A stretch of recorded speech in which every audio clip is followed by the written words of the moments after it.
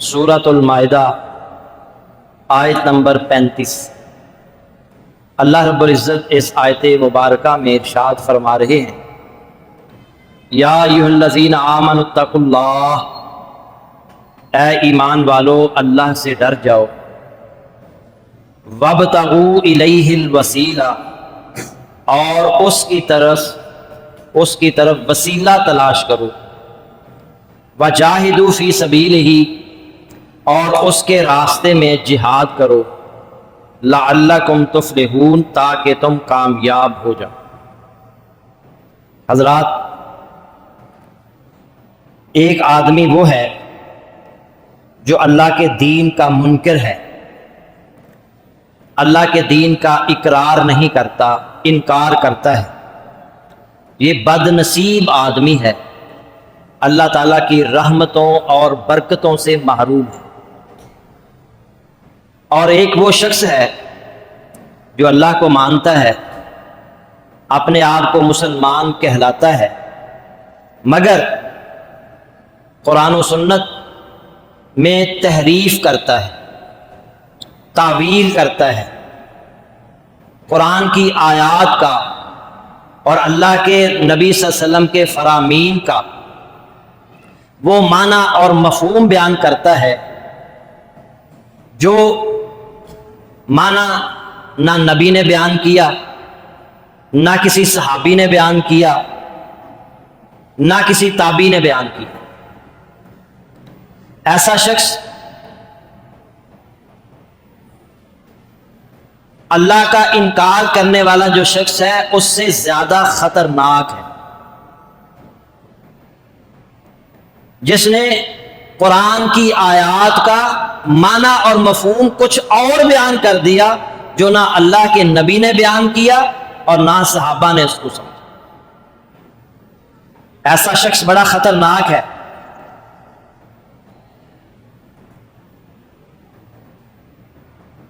کچھ آیات ایسی ہیں قرآن کے اندر جن میں سے ایک آیت میں نے آپ کے سامنے پڑھی ہے، اس آیت کا بھی معنی اور مفہوم بگاڑا جاتا ہے، اس آیت کے اندر بھی تحریف کی جاتی ہے، تعویل کی جاتی ہے۔ اس آیت کی وجہ سے پھر ہمارے معاشرے کے اندر شرک جو ہے وہ فروغ پا رہا ہے، بڑھتا چلا جا رہا ہے۔ تو آج اس آیت کا معنی اور مفہوم آپ کے سامنے رکھا جائے گا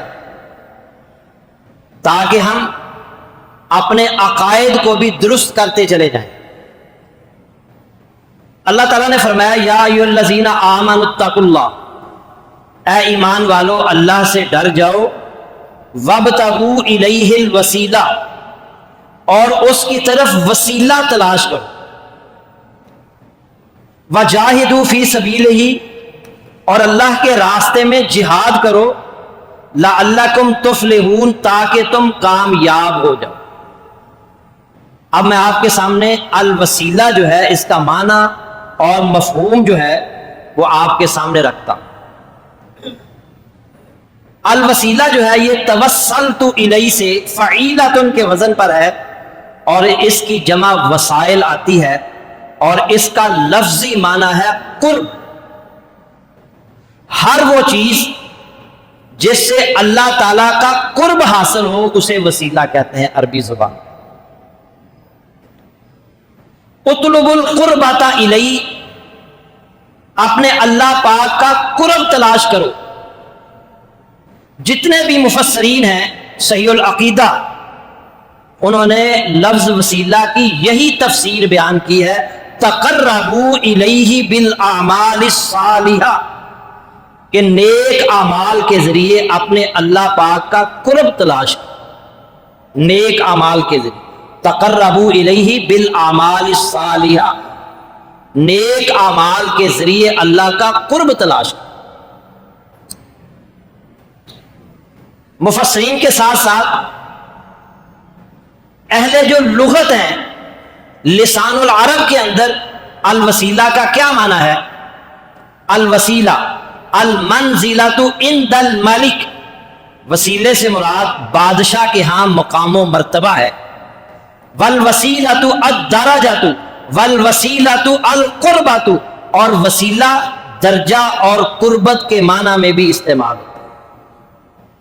تو ان سب باتوں کا مفہوم اور خلاصہ یہ ہے کہ وسیلے کا جو معنی اور مفہوم ہے کہ اللہ تعالیٰ کے ہاں اپنا مقام اور مرتبہ بڑھانے کے لیے اس کی فرما برداری اور نیک اعمال پر خوب محنت کرنا تاکہ ہمیں اللہ تعالیٰ کا قرب حاصل۔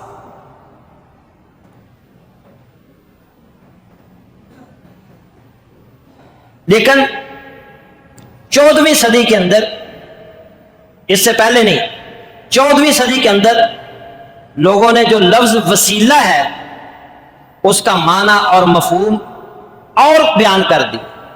انہوں نے کہا کہ جو بھی اولیاء، اتقیاء، صلحاء اس دنیا سے جا چکے ہیں، جب تک آپ ان کے واسطے، وسیلے اور ان کے طفیل دعا نہیں مانگیں گے، اللہ آپ کی دعا قبول نہیں کرے گا۔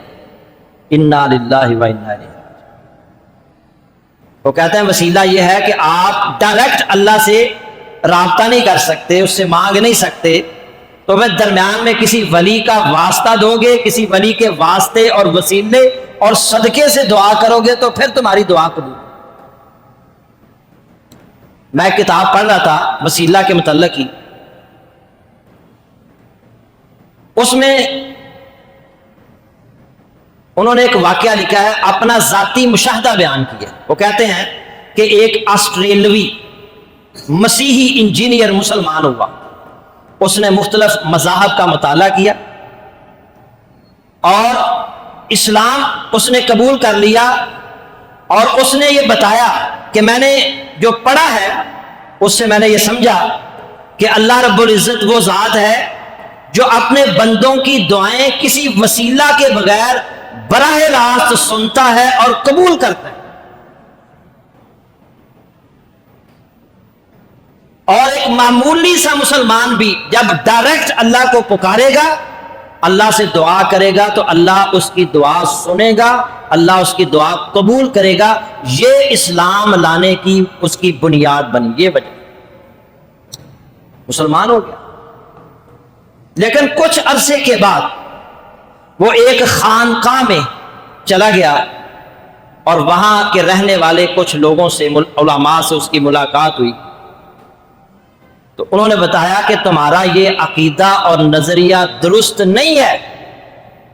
جب تک تم کسی پیر و مرشد کو نہیں پکڑو گے، کسی کے ہاتھ پر بیعت نہیں کرو گے، اور کسی کے واسطے اور وسیلے اور طفیل سے دعا نہیں مانگو گے، تمہاری دعائیں اللہ سنے گا ہی نہیں۔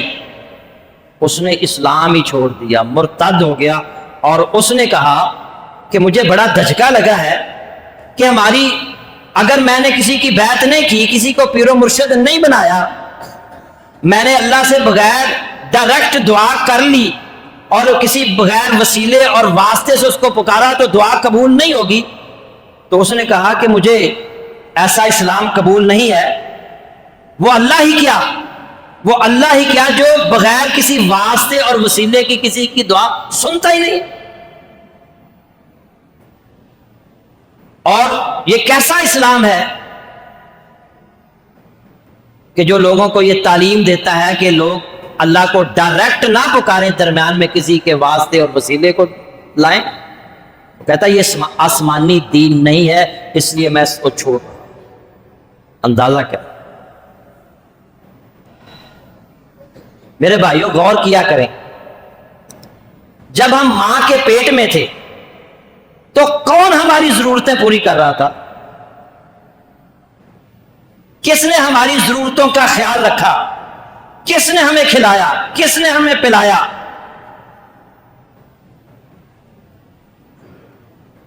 اور اب ہم جوان ہو چکے ہیں، اللہ نے ہمیں سمجھ عطا کر دی ہے، جو رب ہمیں ماں کے پیٹ کے اندر بغیر کسی واسطے اور وسیلے کے رزق دے رہا تھا، اب جی وہ ڈائریکٹ نہیں دے سکتا، درمیان میں کسی کا واسطہ اور وسیلہ ڈالنا پڑے گا۔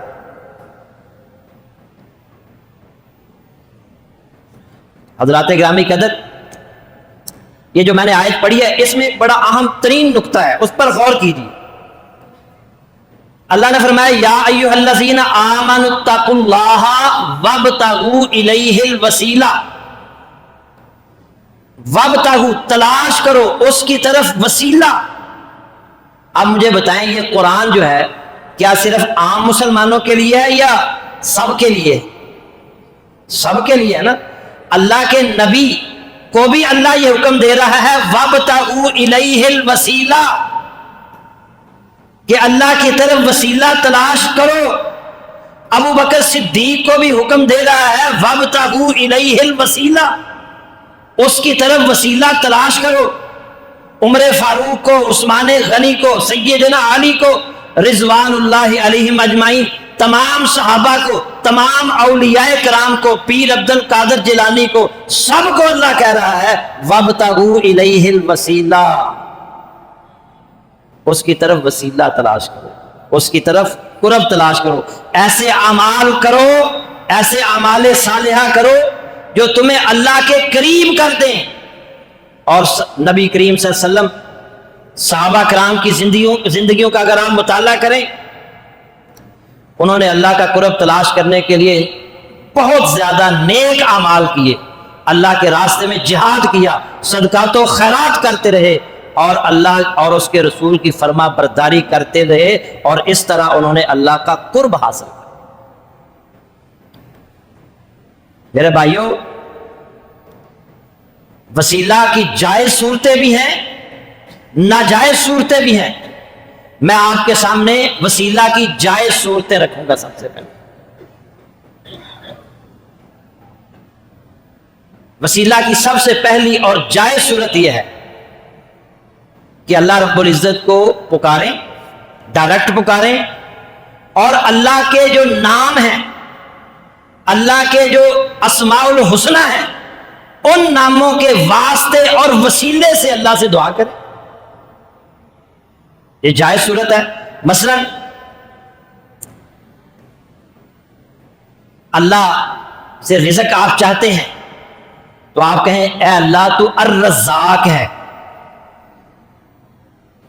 تو ہی رزق دینے والا ہے، اے اللہ رزق کی تنگی کا شکار ہوں، میں تجھے تیرے نام الرزاق کے واسطے اور وسیلے سے دعا کرتا ہوں، اے اللہ تو الرزاق ہے، مجھے رزق عطا فرما۔ یہ جائز صورت ہے۔ اللہ حکم دے رہے ہیں وَلِلَّهِ الْأَسْمَاءُ الْحُسْنَى فَادْعُوهُ بِهَا، اور سب اچھے نام اللہ کے لیے ہیں، پس انہی سے اسے پکارو۔ وَذَرُوا الَّذِينَ يُلْحِدُونَ فِي أَسْمَائِهِ، اور ان لوگوں کو چھوڑ دو جو اس کے ناموں میں کج روی اختیار کرتے ہیں۔ سَيُجْزَوْنَ مَا كَانُوا يَعْمَلُونَ، وہ اپنے کاموں کا بدلہ پا کر رہیں گے۔ سورہ اعراف کی آیت نمبر 180۔ اللہ کے بڑے پیارے پیارے نام، تو ہم کیوں نہ اللہ کے ان ناموں کا وسیلہ دے کر اللہ سے دعا کریں۔ یا اللہ تو الغفار ہے، یا اللہ تو غفور الرحیم ہے، میں تجھے غفور الرحیم کے نام کے وسیلے سے، تو الغفار ہے، میں تجھے تیرے اس نام کے وسیلے سے تجھ سے دعا کرتا ہوں، اے اللہ تو الغفار ہے، اے اللہ میرے گناہوں کو معاف فرما۔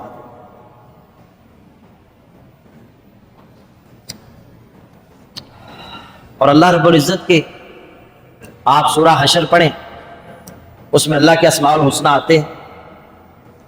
واللہ الذی لا الہ الا ھو عالم الغیب والشہادۃ ھو الرحمن الرحیم، وہی اللہ ہے جس کے سوا کوئی معبود نہیں ہے، لا الہ الا اللہ۔ اس کے ذریعے اللہ سے مانگو۔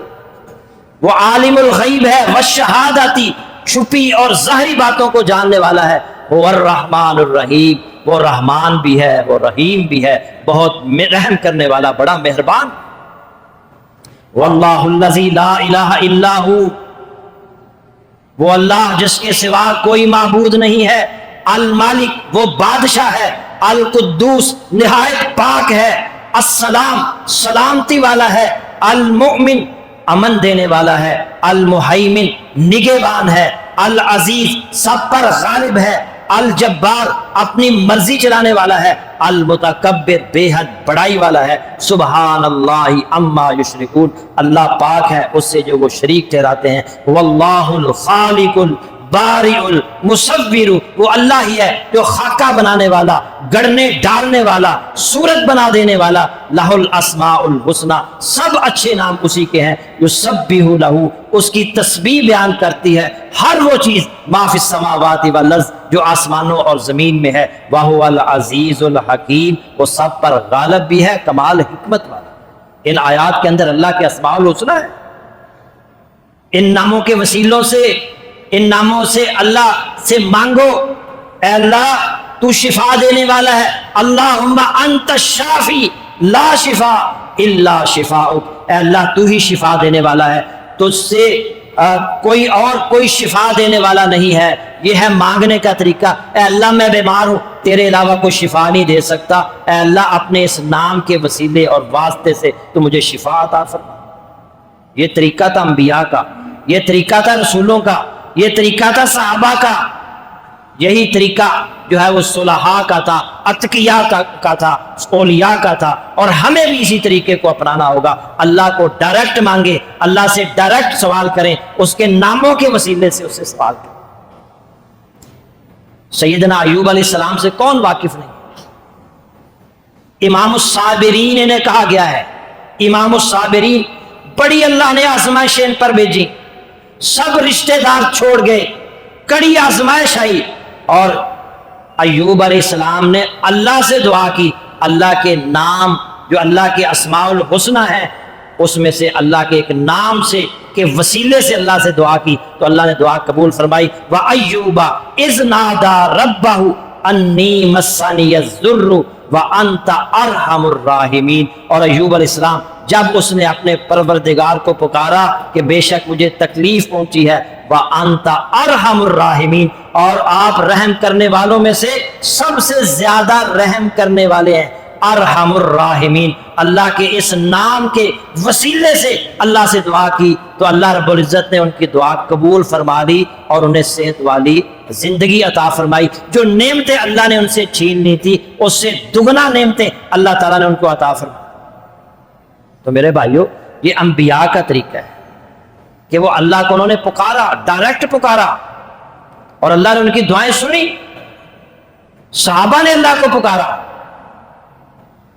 और मैंने अभी बताया कि हर नबी को, हर सहाबी को, हर वली को, हर शख्स को अल्लाह कह रहे हैं वब्तगू इलैहिल वसीला, उसकी तरफ वसीला तलाश करो। तो पहली और जायज सूरत यह है कि आपने अल्लाह को पुकारना है। वसीले की जायज और सूरत यह है कि आप अल्लाह के जो अस्माउल हुस्ना है, अल्लाह के जो अच्छे अच्छे और पाकीज़ा नाम है, उनके वास्ते और वसीले से दुआ करें। मजीद कुरान भरा पड़ा है अंबिया अलैहिस्सलाम की दुआओं से। उन्होंने अल्लाह रब्बुल इज्जत के जो अस्माउल हुस्ना है, उनके जरिए अल्लाह से दुआएं की, और अल्लाह ने उनकी दुआएं कबूल फरमाई। वसीला का लफ्जी माना है कुर्ब, यानी हर वो चीज जिससे अल्लाह ताला का कुर्ब हासिल हो उसे वसीला कहते हैं। उतलुबुल कुर्बता इलैहि, कि अपने अल्लाह पाक की तरफ कुर्ब तलाश करो। और जितने भी सहीहुल अकीदा मुफस्सरीन गुजरे हैं, उन्होंने लफ्ज़ वसीला की यही तफसीर की है, तक़र्रबू इलैहि बिल आमालिस सालिहा, नेक आमाल के ज़रिए अपने अल्लाह ताला का कुर्ब तलाश करो। और अहले लुगत लिसानुल अरब के अंदर अल वसीला का माना लिखा गया है अल मंजिलतु इंदल मलिक। वसीला से मुराद बादशाह के यहाँ मकाम मर्तबा है। और इसी तरह अल वसीलतु अद-दरजतु वल वसीलतु अल कुर्बतु, यानी वसीला दर्जा और कुर्बत के माना में भी इस्तेमाल होता है। खुलासा ये है कि वसीले का माना और मफहूम सिर्फ और सिर्फ यही है कि मुसलमान अल्लाह के यहाँ اپنا مقام اور مرتبہ بڑھانے کے لیے اس کی فرما برداری کرے، اس کے احکامات کی پابندی کرے، جن کاموں کے کرنے کا اللہ نے حکم دیا ہے انہیں بجا لائے، جن کاموں سے اللہ نے روکا ہے ان سے رک جائے، اور اس سے وہ اللہ تعالیٰ کا قرب حاصل کر لے گا۔ یہ وسیلہ ہے۔ لیکن 14ویں صدی کے اندر اور اس کے قرب و جوار میں کچھ لوگوں نے لفظ وسیلہ سے عجیب و غریب بدعات اور شرک کے چور دروازے کھول دی۔ انہوں نے کہا کہ الوسیلہ سے مراد یہ ہے کہ جو اللہ کے نیک مقرب بندے اس دنیا سے جا چکے ہیں ان کے وسیلہ سے اللہ سے دعا کرو گے تو اللہ قبول کرے گا، ورنہ اللہ دعا قبول نہیں کرے گا کہ یا اللہ فلاں کے وسیلے سے، فلاں کے طفیل، فلاں کے صدقے میری یہ دعا قبول فرما۔ یہ 14ویں صدی کے اندر یا اس کے قرب و جوار میں یہ بدعت گھڑی گئی اور یہ شرک کا چور دروازہ کھولا۔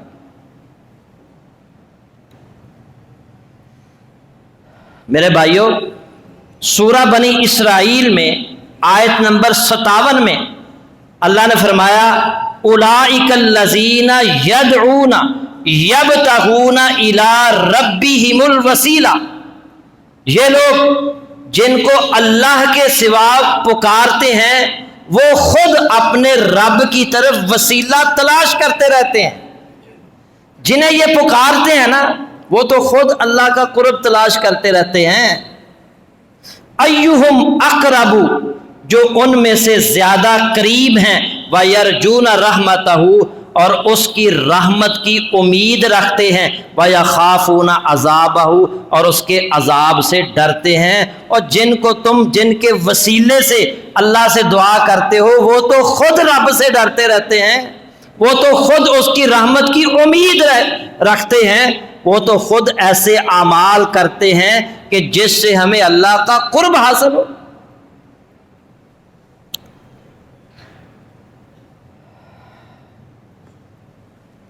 تو میرے بھائیوں، اللہ رب العزت وہ ذات ہے کہ جو ہر کسی کی سنتا ہے۔ وہ ہمارے بادشاہوں کی طرح نہیں ہے، وہ ہمارے وزیروں کی طرح نہیں ہے کہ جن کو ملنے کے لیے آپ کو درمیان میں کسی کو ڈالنا پڑے۔ وہ اللہ ڈائریکٹ سنتا ہے، ہر کسی کی سنتا ہے، گناہ گار کی بھی سنتا ہے، ولی کی بھی سنتا ہے، نبی کی بھی سنتا ہے، ہر کسی کی سنتا ہے، اور اسے ڈائریکٹ ہی پکارنا چاہیے، درمیان میں کسی واسطے اور وسیلے کو ڈالنے کی ضرورت نہیں ہے۔ ہمارا وزیر وہ تو ڈر جائے گا، یار اس کے ساتھ آیا ہے اور اس کے ساتھ بڑے ووٹ ہیں، اور اگر میں نے اس کی بات نہ مانی تو کل کو یہ میرے دوسرے مخالف امیدوار کو ووٹ دے دے گا تو میں تو ہار جاؤں گا، مجھے اس کا کام کرنا پڑے گا۔ اللہ کو کوئی مجبور نہیں کر سکتا۔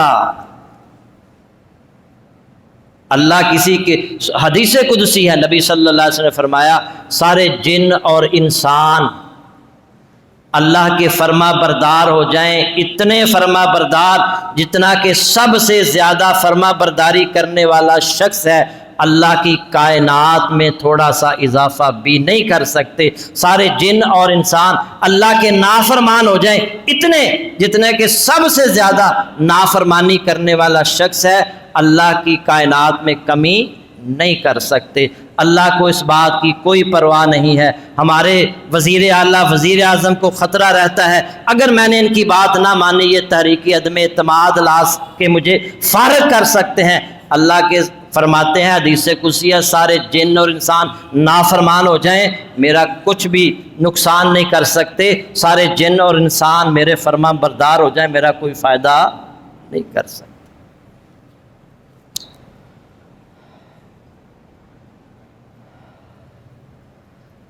جائز وسیلے کی کچھ صورتیں ہیں۔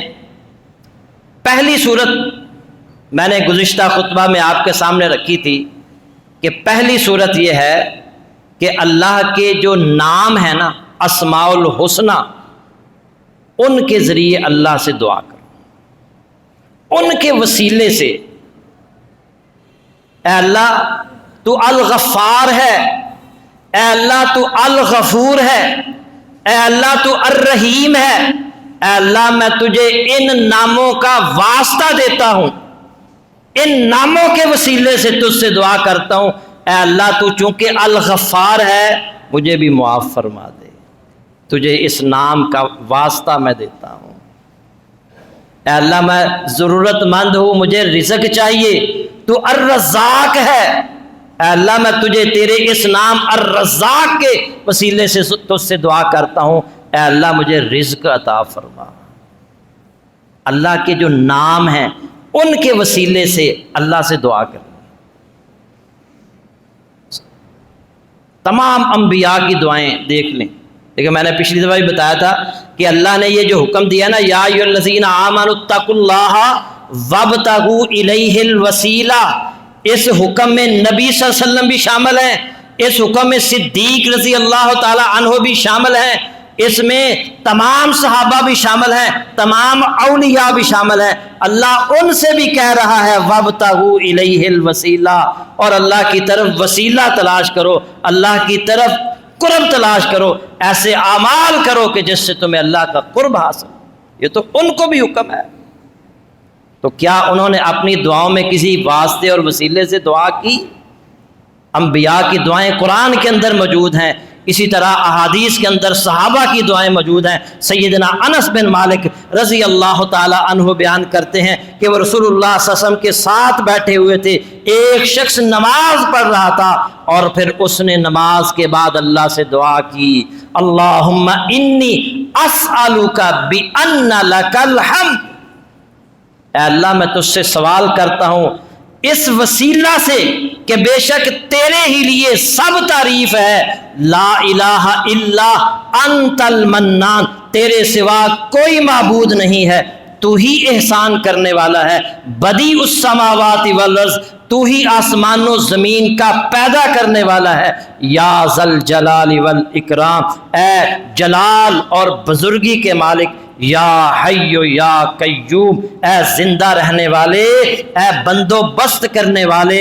فقال النبی، نبی صلی اللہ علیہ وسلم اس کی دعا سن رہے ہیں، وہ اللہ کے ناموں کے وسیلے سے اللہ سے دعا کر رہا ہے۔ فقال النبی صلی اللہ علیہ وسلم لقد دعا اللہ باسمہ الاعظم، نبی صلی اللہ علیہ وسلم نے فرمایا اس نے اللہ کے اسم اعظم کے ساتھ دعا مانگی ہے، الذی اذا دعی بہ اجابہ، جو شخص بھی اس وسیلہ سے دعا مانگے گا اللہ اس کی دعا قبول فرمائے گا، وَإِذَا سُئِلَ بِهِ آتا، اور جب بھی اس کے ذریعہ سے سوال کیا جائے گا اللہ اسے دے گا، اللہ اسے عطا کرے گا۔ یہ ہے طریقہ دعا کرنے کا، اللہ کے ناموں کے وسیلے سے اللہ کی تعریف کریں، اللہ کے ناموں کے وسیلے سے اللہ سے دعا کریں۔ اللہ کے نبی صلی اللہ علیہ وسلم نے شہادت دی، دعا کی قبولیت چاہیے، دعا چاہتے ہیں کہ اللہ قبول فرمائے، جو اللہ سے مانگنا چاہتے ہیں اللہ وہ عطا کرے، اس کے لیے دعا کا طریقہ یہ ہے کہ اللہ رب العزت کو پکاریں اس کے ناموں کے وسیلے سے۔ پہلی صورت ہے کہ اللہ کے ناموں کے وسیلے سے اللہ سے دعا کریں، اور دوسری جائز صورت اعمال صالحہ کے وسیلے سے اللہ سے دعا کریں۔ آپ نے کوئی نیک عمل کیا ہے، اس نیک عمل کے وسیلے سے اللہ سے دعا کریں کہ یا اللہ اگر آپ کسی مشکل میں ہیں، کسی پریشانی میں ہیں، یا اللہ میں اس مشکل میں ہوں، پریشانی میں ہوں، میں نے فلاں وقت میں یہ نیک عمل تیری رضا کے لیے کیا تھا، اے اللہ اگر تجھے یہ میرا نیک عمل پسند آیا، تو نے قبول کیا، میں نے تیری رضا کے لیے کیا، تو مجھے اس مشکل اور پریشانی سے نجات عطا فرما۔ نیک اعمال کے وسیلے سے دعا کریں، اور اللہ رب العزت نے حکم بھی دیا ہے کہ اعمال صالحہ کے ذریعے اللہ سے مدد طلب کرو،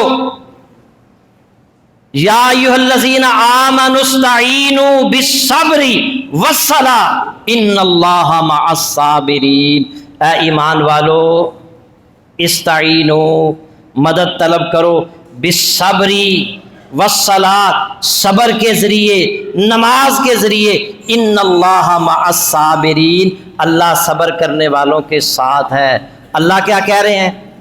اللہ نے یہ تو نہیں کہا کہ اولیاء کے ذریعے مدد طلب کرو، صلحاء کے ذریعے، نبیوں کے ذریعے، فوت شدگان کے ذریعے، مجسموں اور بتوں کے ذریعے، قبر والوں کے ذریعے۔ اللہ کیا کہہ رہے ہیں؟ یا ایھا الذین آمنوا استعینوا بالصبر والصلاۃ، اے ایمان والو صبر کے ذریعے، نماز کے ذریعے اللہ سے مدد طلب کرو، ان اللہ مع الصابرین، جو نماز کے ذریعے، صبر کے ذریعے اللہ سے مدد طلب کرے گا اللہ اسے ضائع نہیں کرے گا۔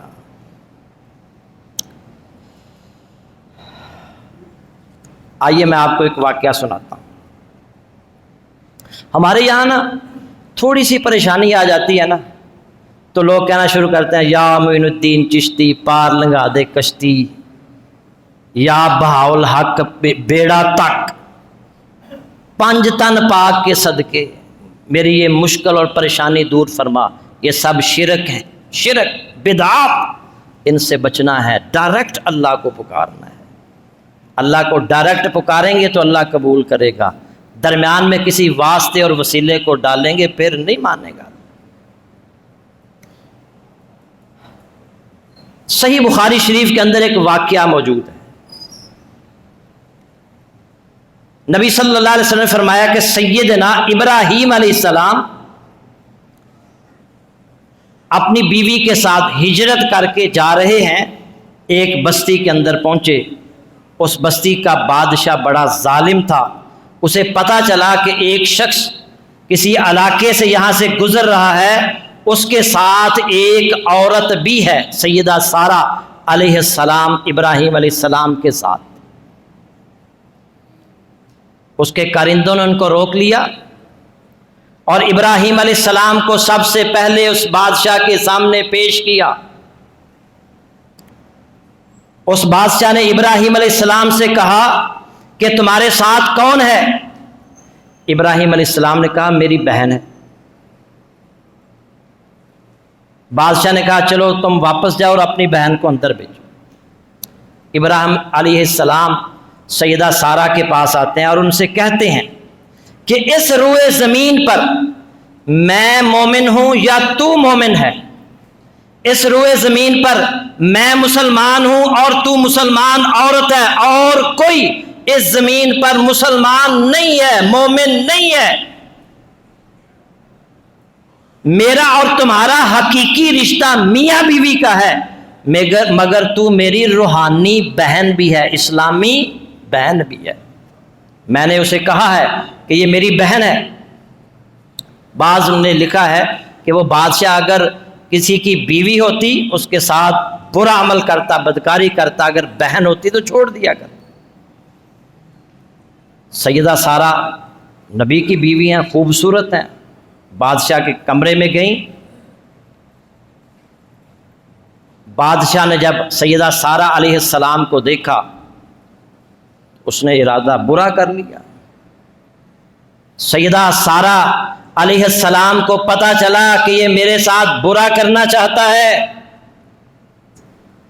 اب وہ کیا کرتی ہیں؟ حدیث میں آتا ہے صحیح بخاری شریف میں، انہوں نے وضو کیا، 2 رکعت نماز ادا کی، اور 2 رکعت نماز ادا کرنے کے بعد اللہ کے حضور دعا کی، اللہم ان کنت آمنت بک وبرسولک، اے اللہ میں تجھ پر ایمان لائی ہوں، تیرے رسول پر ایمان لائی ہوں۔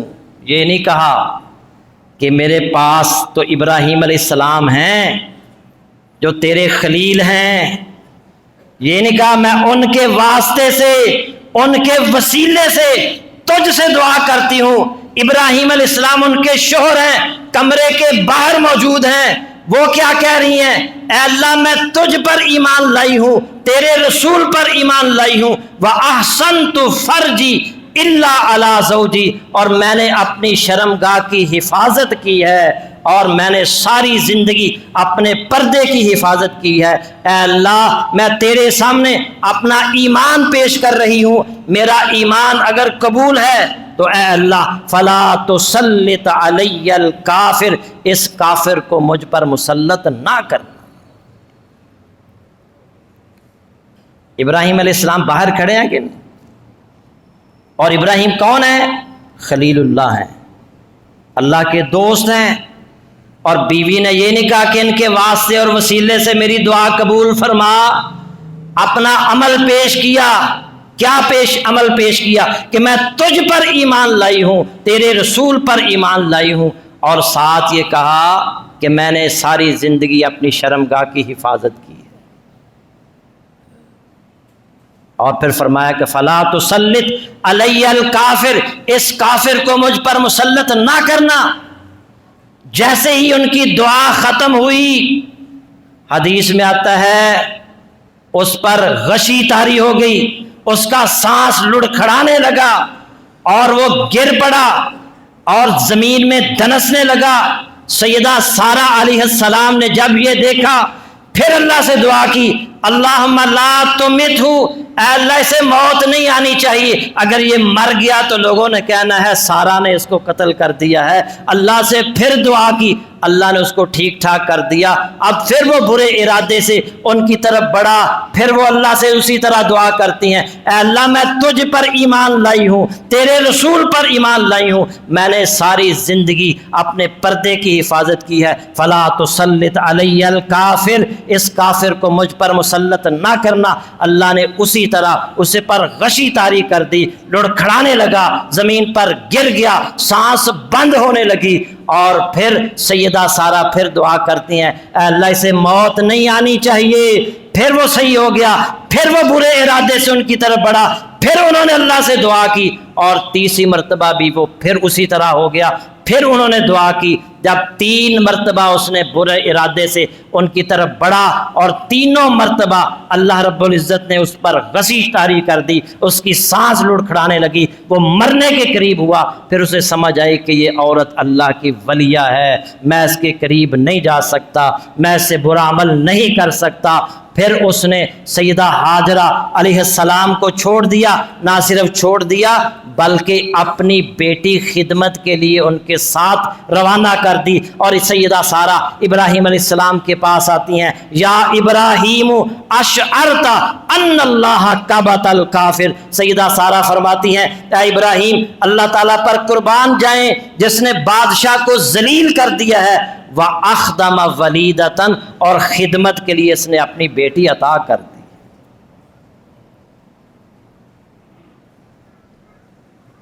اور بدکاری کرنے والے جو لوگ ہیں وہ اللہ سے ڈر جائیں، اللہ کا عذاب کسی وقت بھی ان پر آ سکتا ہے۔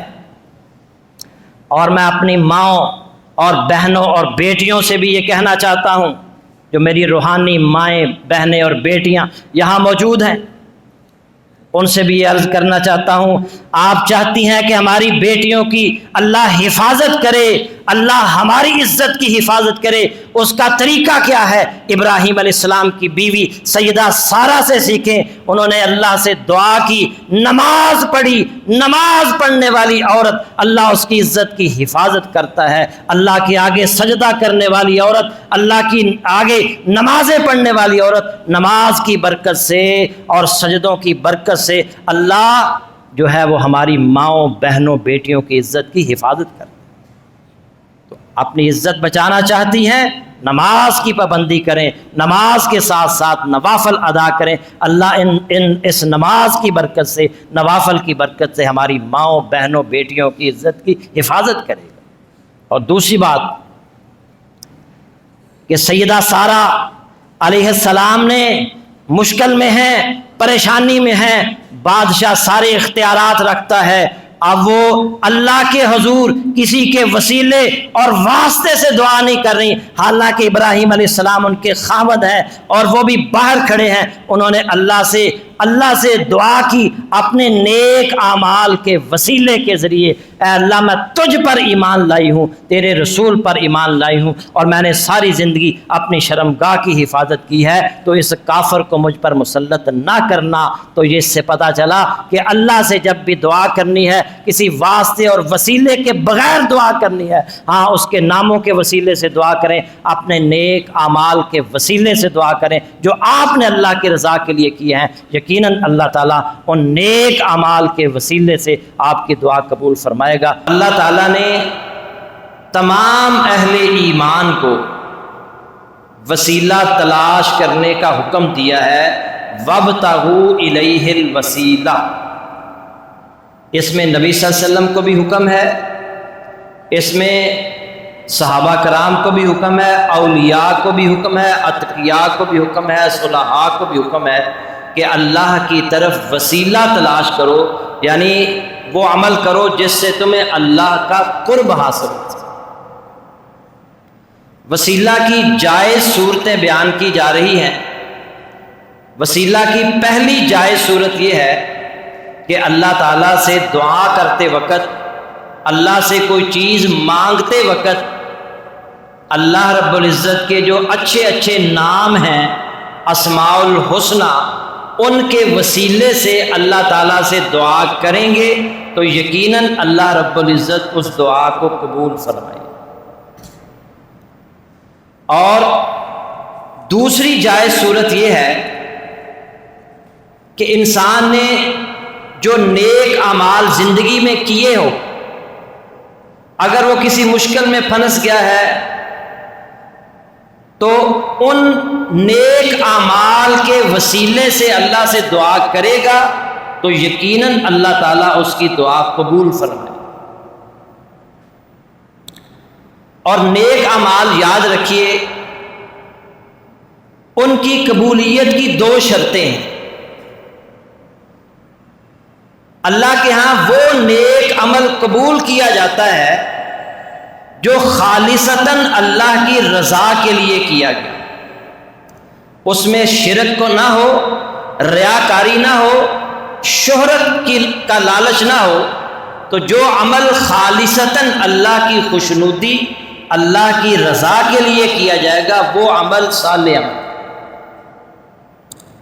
اور دوسری شرط یہ ہے کہ وہ عمل کتاب و سنت کے مطابق ہونا چاہیے، اللہ کے نبی محمد الرسول اللہ صلی اللہ علیہ وسلم کی اس عمل پر مہر ہونی چاہیے، وہ عمل اللہ کے ہاں قبول کیا جاتا ہے۔ اگر آپ نے اس طرح عمل کیا ہے کہ وہ خالصتاً اللہ کی رضا کے لیے تھا اور وہ کتاب و سنت کے مطابق تھا، تو پھر آپ اس عمل کے وسیلے سے بھی اللہ سے دعا کریں گے تو اللہ رب العزت یقیناً آپ کی دعا قبول فرمائے۔ اور اس کی مثال میں نے گزشتہ خطبے میں دی تھی کہ سیدہ سارہ علیہ السلام جب ایک بادشاہ نے ان پر بری نظر رکھی تو انہوں نے 2 رکعت نماز پڑھ کے اللہ سے دعا کی اور اس میں فرمایا کہ اللہ میں تجھ پر ایمان لائی ہوں، تیرے رسول پر ایمان لائی ہوں، اور میں نے پوری زندگی اپنی جو ہے نا وہ عزت کی حفاظت کی ہے، اے اللہ مجھے اس کے شر سے بچا۔ تو اللہ رب العزت نے اس کے بادشاہ کی شر سے انہیں بچا۔ صحیح بخاری شریف میں ایک واقعہ ہے جس میں معروف واقعہ ہے، کئی بار آپ سن چکے ہیں۔ نبی صلی اللہ علیہ وسلم نے فرمایا 3 آدمی سفر پر نکلے، راستے میں بارش شروع ہو گئی، ایک پہاڑ میں ایک غار تھی، ان تینوں نے اس پہاڑ میں غار میں پناہ لی کہ جیسے ہی بارش رکے گی ہم اپنا سفر شروع کریں گے۔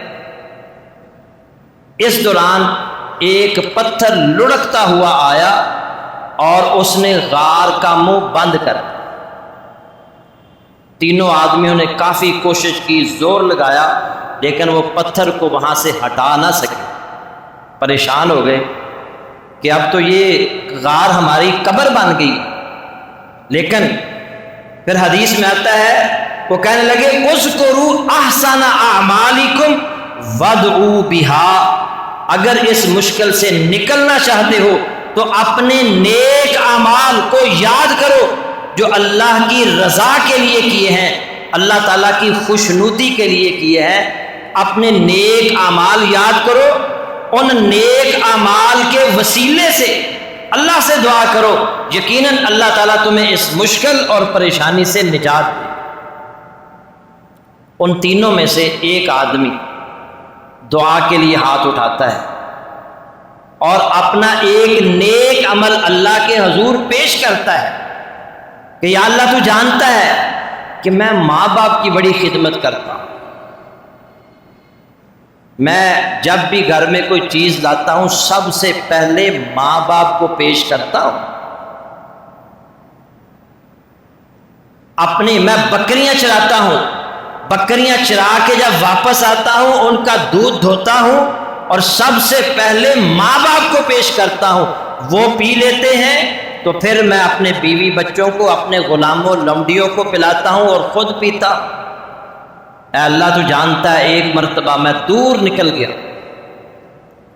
بکریاں چراتے چراتے جب واپس آیا تو کافی رات ہو چکی تھی، میں نے بکریوں کا دودھ نکالا اور میں پیالہ بھر کے اپنے ماں باپ کے پاس گیا تو وہ سو چکے تھے، میں نے ان کو اٹھانا مناسب نہیں سمجھا، میں ساری رات دودھ کا پیالہ لیے ان کے سرہانے کھڑا رہا، میں نے ان کی نیند خراب نہیں کی اور نہ میں نے خود دودھ پیا، نہ میں نے اپنے گھر والوں کو دودھ پلایا کہ میرے ماں باپ دودھ پئیں گے تو پھر باقی لوگ پئیں گے۔ وہ صبح اٹھے، میں نے سب سے پہلے انہیں دودھ پیش کیا، انہوں نے دودھ پیا، پھر جو باقی بچا میں نے پیا، اپنے بچوں کو پلایا۔ یا اللہ میں نے یہ عمل خالصتاً تیری رضا کے لیے کیا تھا، یا اللہ تو جانتا ہے، اے اللہ ہمیں اس پریشانی سے، مشکل سے نجات عطا فرما۔ پتھر تھوڑا سا پیچھے ہٹ گیا، یعنی وہ عمل اللہ نے قبول فرمایا اور اس عمل کے وسیلے سے اللہ نے دعا قبول کر کے پتھر کو پیچھے ہٹا دیا، مگر ابھی بھی وہ باہر نہیں نکل سکتا۔ اب دوسرا آدمی دعا کے لیے ہاتھ اٹھاتا کہتا ہے یا اللہ تو جانتا ہے کہ میں اپنے چچا کی بیٹی پر بری نظر رکھتا تھا، میں اس سے بدکاری کرنا چاہتا تھا، لیکن وہ میری خواہش پوری نہیں کرتی تھی۔ ایک دن وہ پریشانی کی حالت میں قحط سالی تھی، غربت سے تنگ آ کر وہ میرے پاس آئی اور اس نے کہا مجھے کچھ پیسے چاہیے، 120 دینار۔ میں نے کہا میں تمہیں 120 دینار دے دیتا ہوں مگر میری خواہش پوری کرو۔ وہ مجبور تھی، پریشان تھی، وہ تیار ہوگی۔ میں نے 120 دینار اسے دیے، اور یاد رکھیں دینار سونے کا سکہ ہوتا تھا، اسے دینار کہتے تھے۔ 120 دینار کا مطلب ہے لاکھوں روپیہ، لاکھوں روپیہ۔ وہ کہتا ہے جب میں اس کے قریب گیا تو کہنے لگی اتق اللہ، اللہ سے ڈر جا، اللہ سے ڈر جا۔ آج غربت کی وجہ سے، آج غربت نے مجھے یہ عمل کرنے پر مجبور کر دیا، ورنہ میں یہ عمل نہ کرتی۔ وہ کہتا ہے کہ اس نے جب اتق اللہ کہا، اللہ سے ڈر جا، تو یا اللہ تیرا ڈر میرے اندر موجود آ گیا میرے اندر، اور میں تجھ سے ڈر گیا۔ میں نے 120 دینار بھی اسے دے دیے، اس سے بدکاری نہیں کی، اسے چھوڑ دیا۔ یا اللہ میں نے یہ عمل خالصتاً تیری رضا کے لیے کیا تھا، اگر تجھے عمل یہ پسند ہے تو میرے اس عمل کے وسیلے سے ہمیں اس مشکل اور پریشانی سے نجات عطا فرما۔ اللہ نے پتھر اور پیچھے کر دیا مگر ابھی بھی وہ نکل نہیں سکتا۔ یہاں یہ بات سمجھ، ہمارے محلے کے اندر، ہمارے رشتہ داروں میں اگر کوئی بیوہ عورت ہوئی، اس کا کمانے والا کوئی نہ ہوا اور ہم نے اس کی کفالت نہ کی، تو یاد رکھیں کل قیامت والے دن اسے مجبور ہو کر یہ کام کرنا پڑا تو کل قیامت والے دن وہ ہمارا گریبان پکڑے گی۔ یا اللہ یہ میرا رشتہ دار تھا، یہ میرا محلے دار تھا، میں بیوہ تھی، چھوٹے چھوٹے یتیم بچے تھے میرے پاس، انہوں نے میری کفالت نہیں کی، میری مدد نہیں کی، میرے ساتھ تعاون نہیں کیا۔ میرے بھائیوں، اپنے رشتہ داروں میں دیکھا کریں کون غریب ہے، کون بیوہ ہے، کون ضرورت مند ہے۔ اپنے محلے داروں میں دیکھا کریں کون بیوہ ہے، کون یتیم ہے، کون مسکین ہے، اس کی مدد کریں۔ اگر وہ کوئی کسی جرم کا ارتکاب کرے گا یا کرتی ہے تو اس میں آپ بھی برابر کے مجرم ہوگے۔ آپ نے ہوتے ہوئے اس کی مدد ہی نہیں کی، آپ نے اس کی کفالت ہی نہیں کی۔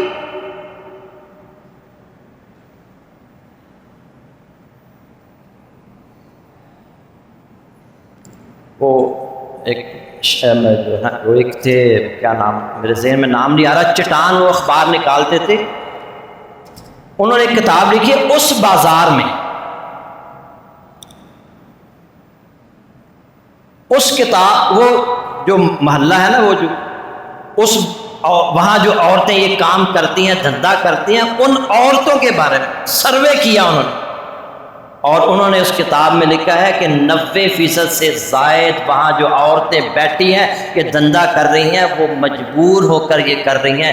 گھر میں کمانے والا کوئی نہیں تھا، باپ نشئی، بھائی نشئی، اب وہ مجبوراً کام پر جاتی ہے، اور وہاں پر بھی درندے اس کی طرف بری نظروں سے دیکھتے ہیں، اور وہ اپنی عزت نہ بچا سکی، اس نے کہا بہتر ہے یہی پھر کر لیں۔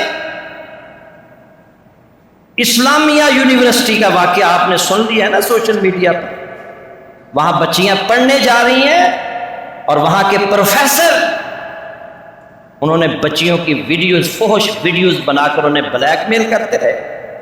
اندازہ کریں یہ ہماری یونیورسٹیوں میں ہو رہا ہے۔ ایک پروفیسر کے پاس اتنے اختیارات، وہ ان کو لالچ دے کر کہ میں تمہیں جو ہے نا وہ پاس کر دوں گا، تمہارے اتنے زیادہ نمبر لگا لوں گا، میرے ساتھ یہ عمل کرو۔ 5500 ویڈیوز پکڑی گئی ہیں، 5500۔ یہ ہے مخلوط تعلیم کا نتیجہ۔ اللہ تعالیٰ ہدایت عطا فرمائے۔ اور یہ ہم اسلامی ریاست ہیں، امریکہ کے اندر اب یہ انہوں نے شروع کر دیا ہے کہ لڑکیوں کو الگ سے تعلیم دو، لڑکوں کو الگ سے تعلیم دو۔ جب وہ مخلوط تعلیم دے رہے تھے، کچھ ابھی بھی ہیں کچھ علاقے، لیکن انہوں نے اس پر کام شروع کر دیا ہے کہ چھوٹے چھوٹے بچے، بچیاں جو ہیں، بچیاں وہ حاملہ ہو رہی تھیں، 8 9 10 سال کی بچیاں حاملہ ہو رہی تھیں۔ انہوں نے پھر اس مخلوط تعلیم کو جو ہے نا وہ اس نتیجے پر پہنچے کہ بچیوں کو الگ پڑھاؤ، بچوں کو الگ۔ لیکن ہمارے یہاں اگر کوئی بیچارہ، کوئی کالم نگار اس پر آواز بھی اٹھاتا ہے تو پورا میڈیا اس کے پیچھے پڑ جاتا ہے۔ اللہ تعالیٰ ہدایت عطا فرمائے۔ بہرحال تو میرے بھائیوں، خیال رکھا کریں، اپنے محلے کے اندر کوئی غریب بیوہ ہے، کوئی یتیم ہے تو ان کی کفالت کریں، ان کی سرپرستی کریں۔ نبی صلی اللہ علیہ وسلم نے فرمایا بیوہ اور مسکین کے لیے دوڑ دھوپ کرنے والا کل مجاہد فی سبیل اللہ، اللہ کے راستے میں جہاد کرنے والے کی طرح ہے، یا اس آدمی کی طرح ہے جو ساری رات نماز ادا کرتا ہے، یا اس روزے دار کی طرح ہے جو ہر روز روزہ رکھتا ہے۔ اللہ نے پتھر پیچھے کر دیا لیکن ابھی بھی نکل نہیں سکتے۔ تیسرا آدمی دعا کے لیے ہاتھ اٹھاتا ہے، یا اللہ تو جانتا ہے میرے پاس ایک مزدور کام کرتا تھا، اس نے مزدوری کی، جب شام کو میں نے اسے مزدوری دی، اس نے کہا یہ تھوڑے ہیں، میں نے اسے دینے چاہے، اس نے کہا نہیں اور دو، میں نے کہا نہیں میں اس سے زیادہ نہیں دے سکتا۔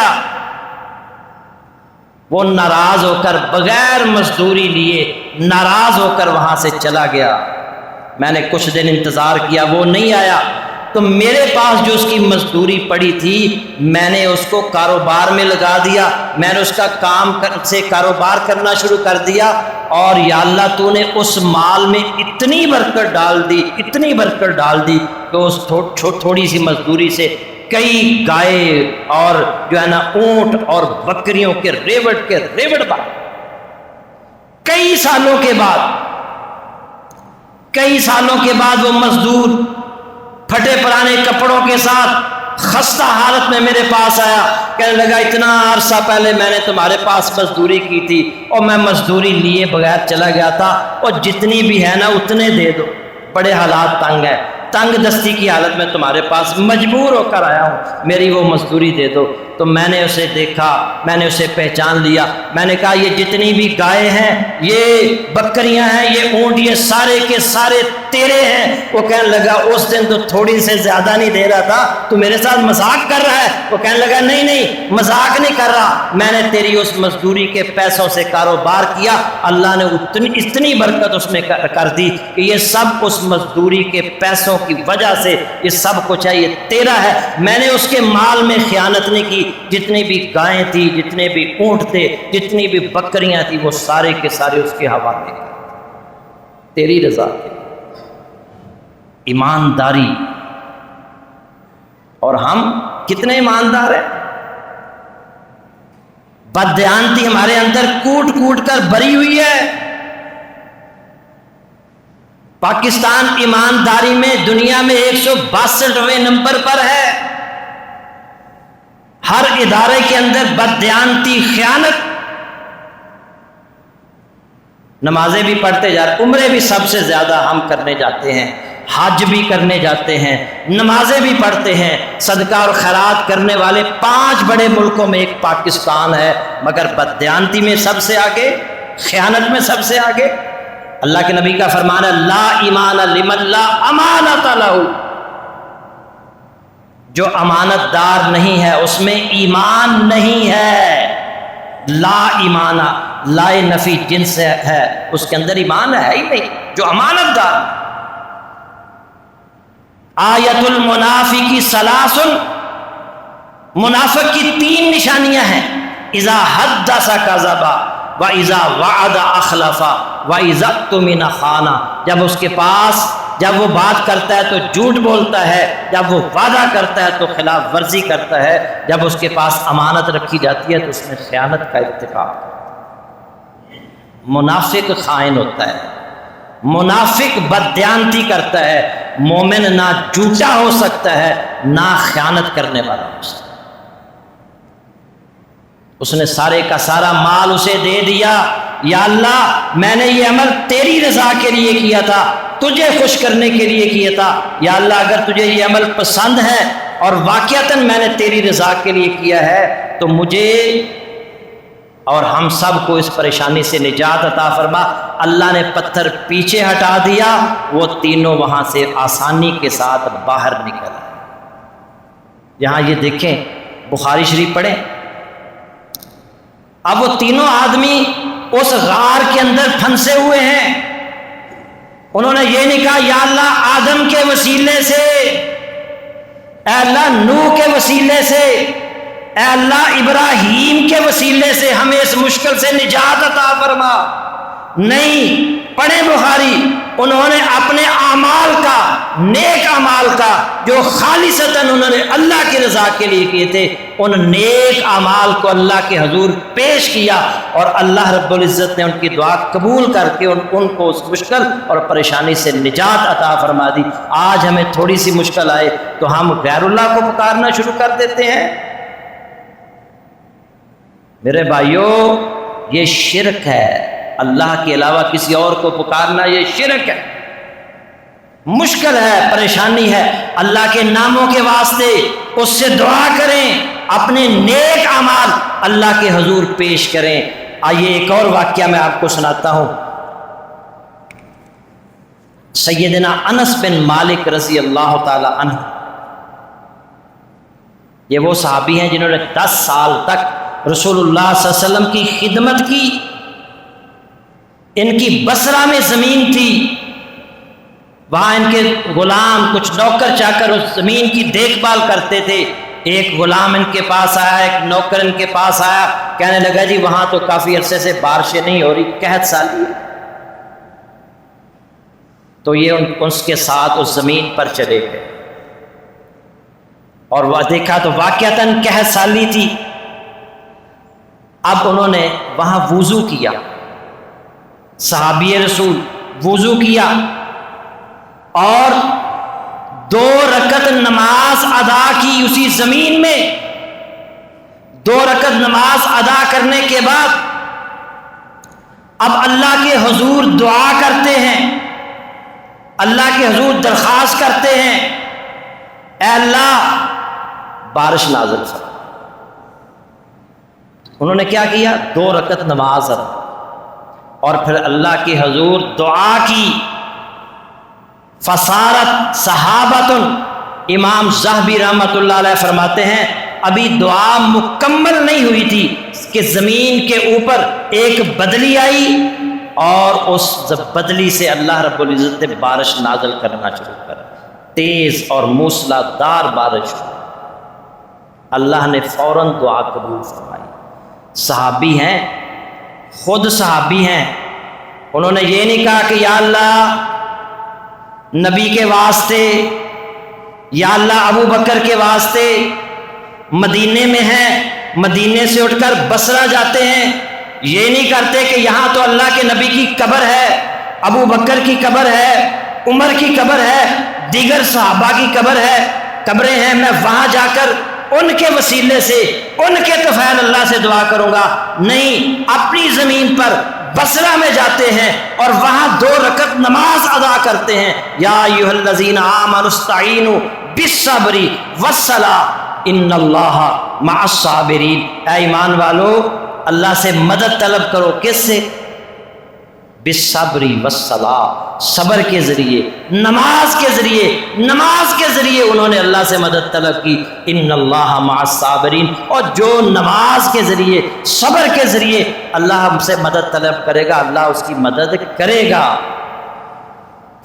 کیوں؟ اللہ صبر کرنے والوں کے ساتھ ہے. تو میرے بھائیوں, آخری جمعہ مزید اگلا جو جمعہ ہے اسی موضوع پر پڑھاؤں گا اور پھر یہ موضوع مکمل ہو جائے گا.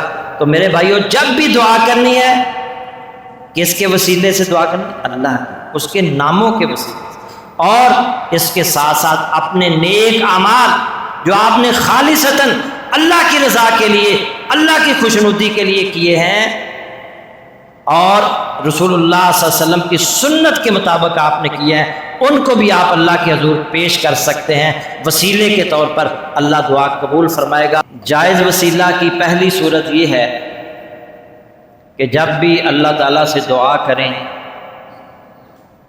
اس دعا سے پہلے اللہ کی حمد و ثنا بیان کریں, اس کی تقدیس بیان کریں, اس کی صفات بیان کریں, اسماء الحسنہ جو اللہ کے پیارے پیارے نام ہیں ان کے وسیلے سے اللہ رب العزت سے دعا کریں, اور اللہ کے جو پیارے پیارے نام ہیں ان ناموں کے وسیلے سے آپ اللہ سے جو بھی دعا کریں گے یقیناً اللہ تعالیٰ اس دعا کو قبول فرمائے گا. اور جائز وسیلہ کی دوسری صورت یہ ہے کہ اپنے اعمال صالحہ کے وسیلے سے اللہ تعالیٰ سے دعا کریں. یہ دعا بھی اللہ تعالیٰ قبول فرماتے ہیں. اعمال صالحہ کی 2 شرطیں ہیں.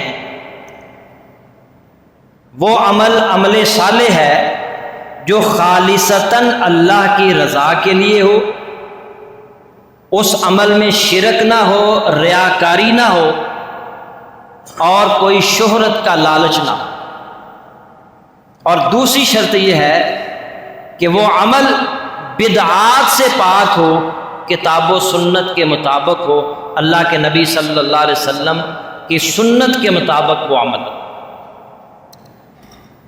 اگر یہ دونوں شرطیں کسی عمل میں موجود ہیں اس عمل کے وسیلے سے آپ اللہ تعالیٰ سے جو بھی دعا کریں گے یقیناً اللہ رب العزت اس دعا کو قبول فرمائے گا. اور تیسری جائز صورت یہ ہے اگر آپ کسی آدمی کو نیک سمجھتے ہیں, اللہ کا ولی سمجھتے ہیں, کتاب و سنت کے مطابق عمل کرنے والا سمجھتے ہیں اور سمجھتے ہیں کہ یہ اللہ کا ولی ہے, نیک آدمی ہے, اس سے جا کر دعا کروانا بھی جائز ہے۔ یہ بھی وسیلہ کی ایک صورت ہے۔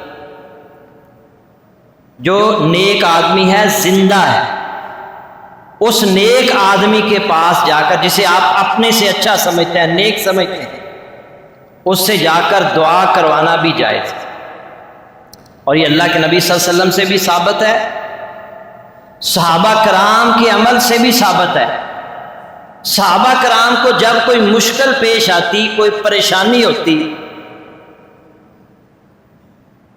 مدینہ کے اندر حالانکہ اللہ کے نبی صلی اللہ علیہ وسلم کی قبر بھی موجود تھی اور دیگر صحابہ کی بھی قبریں موجود تھی، مگر کسی صحابی نے اللہ کے نبی کی قبر پر جا کر یہ دعا نہیں کی کہ اے اللہ، میں نبی کے وسیلے سے، نبی کے طفیل دعا کرتا ہوں، میری یہ دعا قبول فرما۔ کوئی ایک بھی ایسی صحیح سند کے ساتھ دعا ثابت نہیں ہے کہ کسی صحابی نے اللہ کے نبی کی قبر پر جا کر یہ دعا کی، ان کے وسیلے سے، ان کے طفیل اللہ سے دعا مانگی۔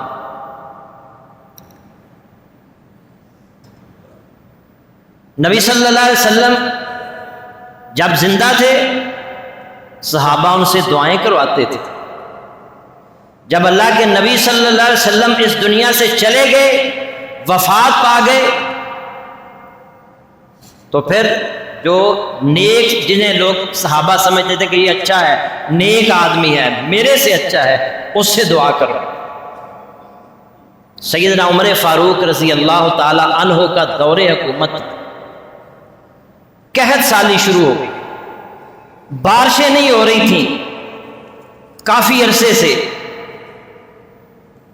لوگ پریشان تھے، کیا کریں، بارش نہیں ہو رہی۔ کسی صحابی نے یہ نہیں کہا اللہ کے نبی کی قبر موجود ہے اور بقیع کا قبرستان بھی موجود ہے جس میں اور بھی صحابہ کی قبریں ہیں، وہاں کسی قبر پر جا کر دعا کرتے ہیں، اللہ کے نبی کے وسیلے سے دعا کرتے ہیں، ابو بکر کی قبر بھی ہے، رسول اللہ کی قبر بھی ہے، وہاں جاتے ہیں؟ نہیں۔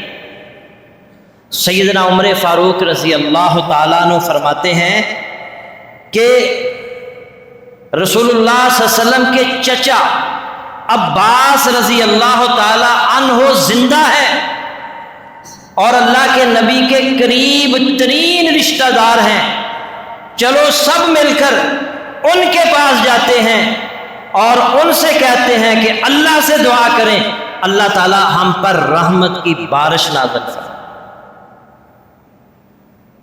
چنانچہ سیدنا عمر فاروق رضی اللہ تعالیٰ اور دیگر نیک صحابہ موجود تھے، کبار بڑے بڑے صحابہ موجود تھے، مگر سیدنا عباس کے پاس اس لیے گئے کہ وہ اللہ کے نبی صلی اللہ علیہ وسلم کے قریب ترین رشتہ دار، ان کے پاس جا کر کہتے ہیں آپ اللہ سے دعا کریں کہ اللہ رب العزت بارش فرما دے، رحمت کی بارش نازل فرما۔ کسی صحابی نے یہ نہیں کہا کہ اللہ کے نبی کی قبر ہے ادھر جاتے ہیں، ابو بکر کی قبر بھی ہے وہاں جاتے ہیں، نہیں، سیدنا عباس رضی اللہ تعالی عنہما کے پاس جاتے ہیں،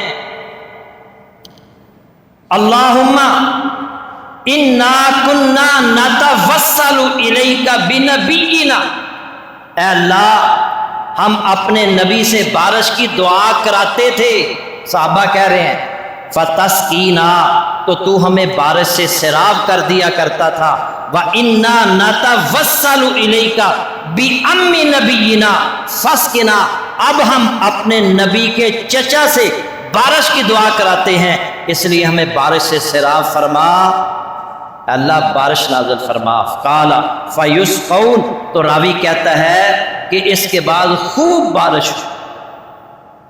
بارش ہونا شروع۔ حضرت عباس کا اس لیے انتخاب کیا کہ اللہ کے نبی کے قریبی ہیں، اللہ کے نبی کے رشتہ دار ہیں، اللہ کے نبی کے چچا ہیں، اور صحابہ نے اس کو بالاتفاق قبول کیا، کسی نے یہ نہیں کہا کہ چلو اللہ کے نبی کی قبر کے پاس جاتے ہیں، وہاں جاتے ہیں، وہاں دعا کرتے ہیں۔ تو سیدنا عباس رضی اللہ تعالی عنہما جو زندہ تھے ان کے پاس جا کر دعا کروائی، اور انہوں نے دعا کی تو اللہ نے رحمت کی بارش نازل کی۔ فتح الباری میں امام حجر عسقلانی رحمۃ اللہ علیہ نے ان کی دعا بھی نقل کی ہے کہ سیدنا عباس رضی اللہ تعالی عنہما نے کس طرح دعا کی، اللہم انہ لم ینزل بلاء الا بذنب۔ سیدنا عباس رضی اللہ تعالی عنہما دعا کر رہے ہیں، اللہ بلا کا نزول صرف گناہ کے سبب سے ہوتا ہے۔ یہ جو مصیبتیں آتی ہیں، پریشانی آتی ہیں، بارش نہیں ہو رہی، اس کی وجہ گناہوں کا سبب، گناہوں کے سبب کی وجہ سے بارش نہیں ہے۔ وَلَمْ يُكْشَفْ إِلَّا بِتَوْبَةٍ، اور وہ صرف توبہ ہی کے ذریعے دور کی جاتی ہے۔ بلا یہ توبہ کے ذریعے دور کی جاتی ہے۔ پھر فرماتے ہیں وَقَدْ تَوَجَّهَ الْقَوْمُ بِي إِلَيْكَ، اور قوم نے مجھے تیری طرف متوجہ کیا ہے۔ یہ صحابہ میرے پاس آئے ہیں اور مجھ سے کہہ رہے ہیں کہ میں اللہ سے دعا کروں، پوری قوم نے مجھے تیری طرف توجہ دلائی ہے۔ وَهَذِهِ لِمَقَانِي مِن نَبِيِّكَ، کیونکہ تیرے نبی سے میرا رشتہ ہے، میں نبی کا چچا ہوں، اس لیے یہ چل کر لوگ میرے پاس آئے ہیں۔ وَهَذِهِ أَيْدِينَا إِلَيْكَ بِالذُّنُوبِ، اور ہمارے یہ ہاتھ جو تیری طرف اٹھے ہیں گناہوں سے بھرپور ہیں۔ وَنَوَاسِينَا إِلَيْكَ بِالتَّوْبَةِ، اور ہماری پیشانیاں تیری بارگاہ میں توبہ سے جھکی ہوئی ہیں۔ فَاسْقِنَا الْغَيْثَ، تو ہمیں بارش سے سیراب فرما۔ تو اللہ رب العزت نے بارش کا نزول، موسلادھار بارش نازل۔ تو سیدنا عباس نے، انہوں نے بھی کسی کے وسیلے سے دعا نہیں کی کہ میں اللہ کے نبی کا چچا ہوں اور نبی کے وسیلے، نبی کے واسطے میں تو اس سے دعا کرتا ہوں، نہیں، توبہ کے ذریعے دعا کہ ٹھیک ہے اللہ ہم گناہ گار ہیں، ہم سے غلطیاں ہو رہی ہیں، لیکن ہم توبہ کو تیرے آگے وسیلہ بناتے ہیں، ہماری توبہ قبول فرما اور ہم پر رحمت کی بارش فرما۔ سیدنا عباس دعا کر رہے ہیں، صحابہ جن میں سیدنا عمر فاروق بھی ہیں آمین کہہ رہے ہیں، اللہ نے رحمت کی بارش کا نتیجہ۔ تو یہ تیسری صورت ہے۔ پہلی صورت یہ ہے کہ اللہ کے جو اچھے اچھے نام ہیں ان ناموں کے وسیلے سے اللہ سے دعا کریں۔ دوسری صورت یہ ہے کہ کوئی نیک عمل جو آپ نے خالصتاً اللہ کی رضا کے لیے کیا ہے اور وہ کتاب و سنت کے مطابق عمل ہے، اس نیک عمل کے وسیلے سے اللہ سے دعا کریں، اللہ رب العزت اس دعا کو قبول فرمائے۔ اور تیسری صورت یہ ہے کہ اگر کوئی نیک آدمی ہے جسے آپ سمجھتے ہیں کہ اچھا آدمی ہے، کتاب و سنت کے مطابق عمل کرتا ہے، نیک ہے، اس سے بھی جا کر دعا کروائی جا سکتی ہے۔ یہ بھی وسیلہ کی ایک صورت۔ ہمارے یہاں نا بڑی گمراہ کن مثالیں دی جاتی ہیں۔ دیکھو جی یہ چھت پر جانا ہے نا تو آپ ڈائریکٹ نہیں جا سکتے، سیڑھیوں کے ذریعے جانا پڑے گا، یہ مثال دی جاتی ہے۔ تو اللہ رب العزت اس سے دعا کرنی ہے تو ڈائریکٹ کیسے آپ کر سکتے ہیں؟ جب چھت پر جانے کے لیے سیڑھیوں کی ضرورت ہے تو پھر اللہ رب العزت اس سے دعا ڈائریکٹ کیسے کی جا سکتی ہے؟ یہ مثال دی جاتی ہے۔ میرے بھائیوں یہ گمراہ کن مثال، چھت جو ہے نا یہ ایک جامد چیز ہے، یہ نیچے نہیں آ سکتی۔ میرا رب جو ہے نا، رب وہ عرش پر ہے، لیکن میرا رب تہجد کے وقت آخری پہر، رات کے آخری حصے میں آسمان دنیا پر نزول فرماتا ہے اور وہ کہتا ہے، پکارتا ہے، اے میرے بندو، اور جو معافی چاہتا ہے مجھ سے معافی مانگے، میں اس کو معاف کرنے کے لیے قریب آ گیا ہوں تمہارے۔ اور میرے بندو، کسی کو رزق چاہیے مجھ سے رزق مانگو، میں تمہیں رزق دینے کے لیے تمہارے قریب آ چکا ہوں۔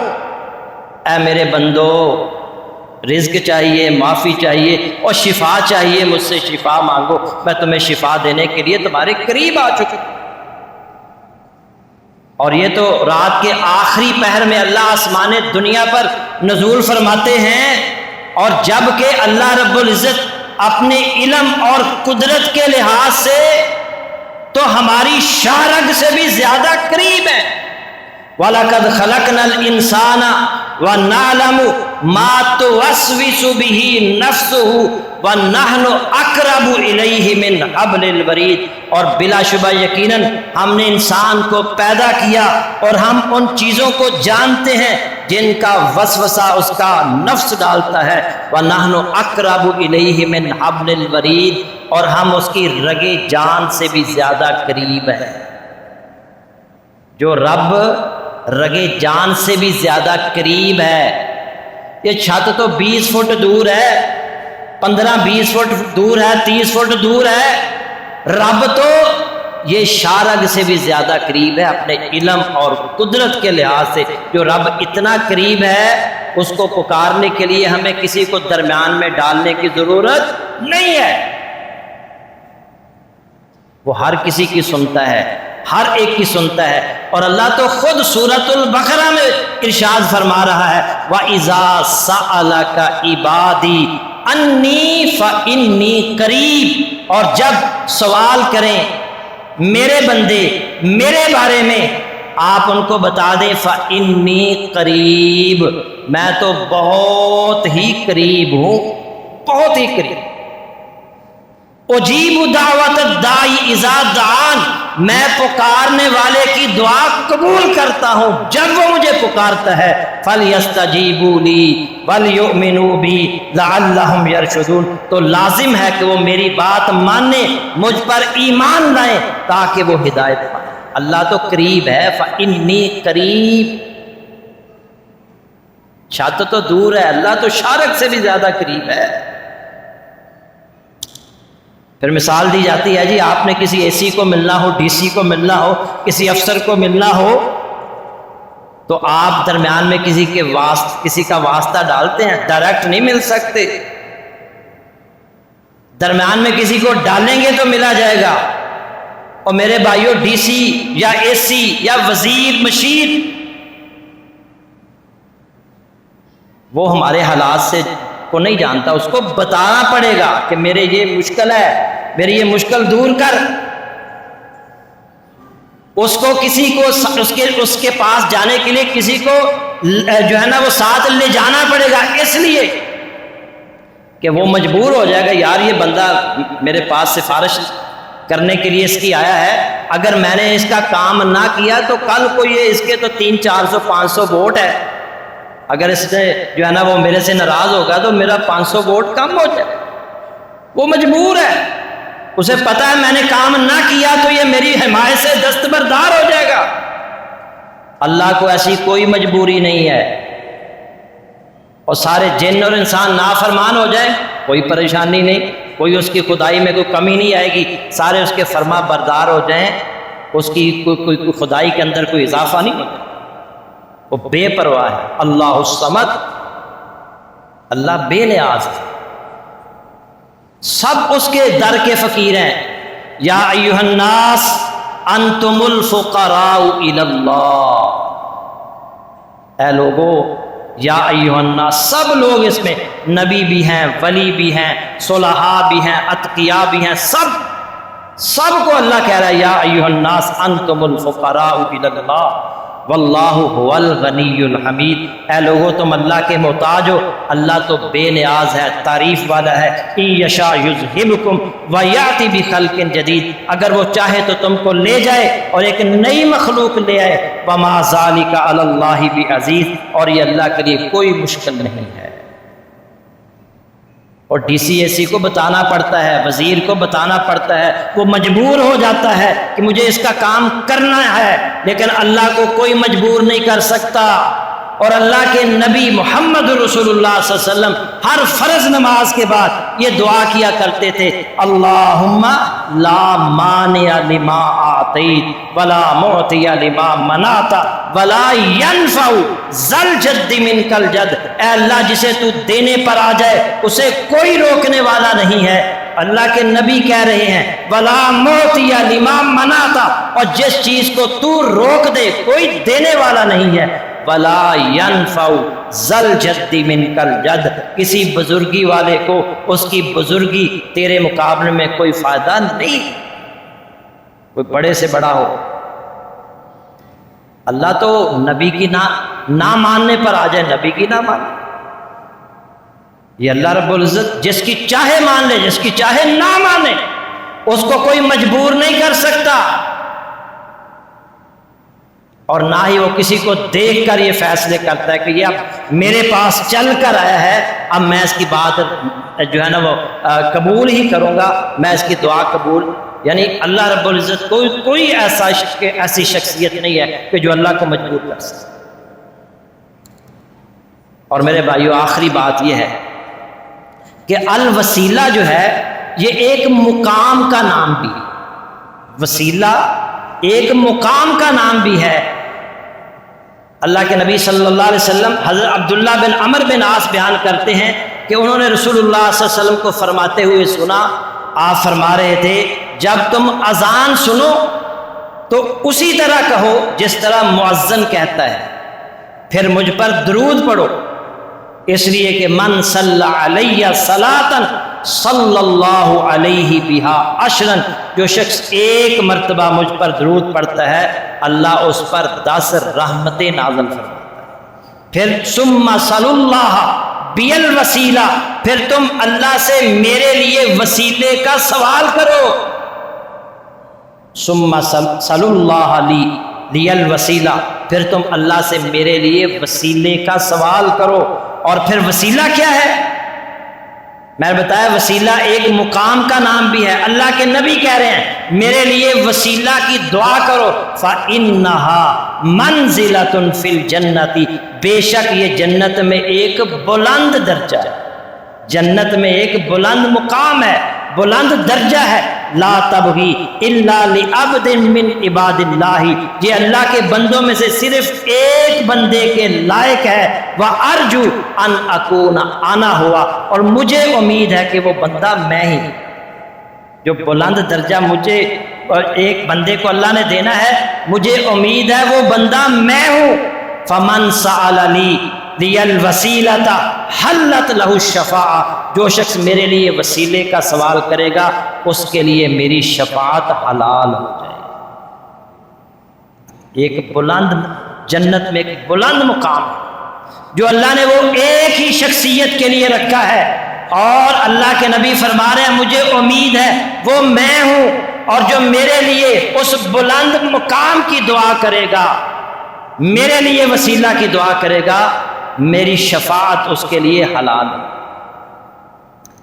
اور ایک اور حدیث حضرت جابر رضی اللہ تعالیٰ عنہ بیان کرتے ہیں کہ رسول اللہ صلی اللہ علیہ وسلم نے فرمایا جو شخص اذان سن کر یہ کہتا ہے اللہم رب ھذہ الدعوۃ التامہ والصلاۃ القائمہ آت محمدا الوسیلۃ والفضیلۃ وابعثہ مقاما محمودا الذی وعدتہ، اے اللہ اللہم رب ھذہ الدعوۃ التامہ، اے اللہ اس کامل دعوت اور قائم ہونے والی نماز کے مالک، آتی محمد الوسیلۃ والفضیلہ، محمد صلی اللہ علیہ وسلم کو وسیلہ اور فضیلت عطا فرما، وابعثہ مقام محمودا، اور انہیں مقام محمود پر فائز فرما، الذی وعدتہ، جس کا تو نے اس سے وعدہ کیا ہے۔ اور پھر آگے آپ نے فرمایا جو یہ اذان کے بعد یہ دعا کرتا ہے حلت لہ شفاعتی یوم القیامہ، تو قیامت کے دن میری شفاعت اس کے لیے واجب ہوگی، حلال۔ تو وسیلہ ایک بلند مقام کا بھی نہیں جو اللہ رب العزت نے رسول اللہ کے لیے بنایا، اور اس کے لیے اللہ کے نبی کیا کہہ رہے ہیں؟ امت سے کہہ رہے ہیں، امت سے۔ اس سے ایک مسئلہ یہ بھی ثابت ہوا ایک ادنا کی اللہ کے لیے دعا بھی قبول ہوتی ہے۔ اللہ کے نبی کون ہے؟ تمام انبیاء سے افضل، اللہ کے بعد از خدا بزرگ توئی، قصہ مختصر، آپ سے بلند صرف اللہ کی ذات ہے، مخلوقات میں سب سے افضل محمد رسول اللہ صلی اللہ علیہ وسلم ہے، اور وہ کہہ رہے ہیں امت کے لوگوں سے کہہ رہے ہیں میرے لیے وسیلہ کی دعا کرو۔ اس سے پتہ چلا ادنا کی دعا جو ہے وہ اعلیٰ کے حق میں بھی اللہ قبول کر رہا ہے۔ ہم سب ادنا ہیں اور ہم دعا کن کے لیے کر رہے ہیں؟ بلند مقام کے لیے، رسول اللہ صلی اللہ علیہ وسلم۔ تو وسیلہ ایک بلند مقام کا بھی نام ہے، اور وسیلہ کا لفظی معنی کیا ہے؟ اب تو یاد ہو جانا چاہیے آپ کو، وسیلہ کا معنی کیا ہے؟ قرب، اور ہر وہ عمل، ہر وہ چیز جس سے انسان اللہ کے قریب ہو جائے وہ وسیلہ ہے۔ اللہ تعالی ہمیں بھی جو ہے وہ ایسے اعمال کرنے کی توفیق عطا فرمائے جس سے ہم اللہ کے قریب ہوتے چلے جائیں، اللہ کا قرب ہمیں حاصل ہو۔ وآخر دعوانا ان الحمد للہ۔